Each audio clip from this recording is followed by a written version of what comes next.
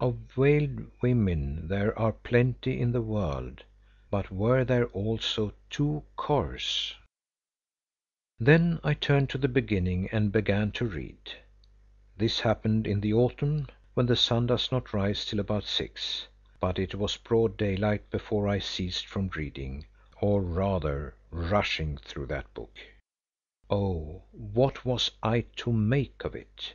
For here in its pages, to say nothing of old Billali, who by the way lied, probably to order, when he told Mr. Holly that no white man had visited his country for many generations, and those gloomy, man-eating Amahagger scoundrels, once again I found myself face to face with She who commands, now rendered as She who must be obeyed, which means much the same thing, in her case at least. Yes, with Ayesha the lovely, the mystic, the changeful and the imperious. Moreover, the history filled up many gaps in my own limited experiences of that enigmatical being who was half divine, though I think rather wicked or at any rate unmoral in her way, and yet all woman.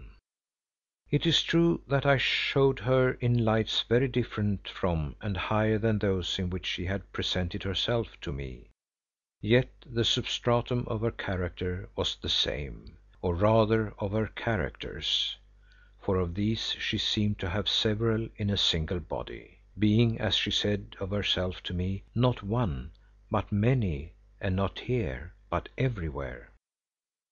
Further, I found the story of Kallikrates, which I had set down as a mere falsehood invented for my bewilderment, expanded and explained, or rather not explained, since perhaps that she might deceive me, to me she had spoken of this murdered Kallikrates without enthusiasm, as a handsome person to whom because of an indiscretion of her youth she was bound by destiny and whose return, somewhat to her sorrow, she must wait.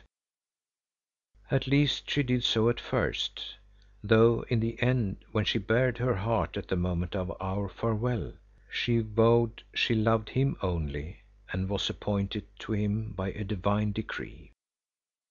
Also I found other things of which I knew nothing, such as the fire of life with its fatal gift of indefinite existence, although I remember that like the giant Rezu whom Umslopogaas defeated, she did talk of a cup of life, of which she had drunk, that might have been offered to my lips, had I been politic, bowed the knee and shown more faith in her and her supernatural pretensions. Lastly, I saw the story of her end, and as I read it I wept. Yes, I confess I wept, although I feel sure that she will return again. Now I understood why she had quailed and even seemed to shrivel when, in my last interview with her, stung beyond endurance by her witcheries and sarcasms, I had suggested that even for her with all her powers, fate might reserve one of its shrewdest blows. Some prescience had told her that if the words seemed random, truth spoke through my lips, although, and this was the worst of it, she did not know what weapon would deal the stroke, or when and where it was doomed to fall. I was amazed, I was overcome, but as I closed that book I made up my mind first that I would continue to preserve absolute silence as to Ayesha and my dealings with her, as, during my life, I was bound by oath to do, and secondly that I would not cause my manuscript to be destroyed. I did not feel that I had any right to do so in view of what already had been published to the world. There let it lie to appear one day, or not to appear, as might be fated. Meanwhile my lips were sealed. I would give Good back his book without comment and buy another copy. One more word. It is clear that I did not touch more than the fringe of the real Ayesha. In 1,000 ways she bewitched and deceived me so that I never plumbed her nature's depths. Perhaps this was my own fault, because from the first I shewed a lack of faith in her, and she wished to pay me back in her own fashion.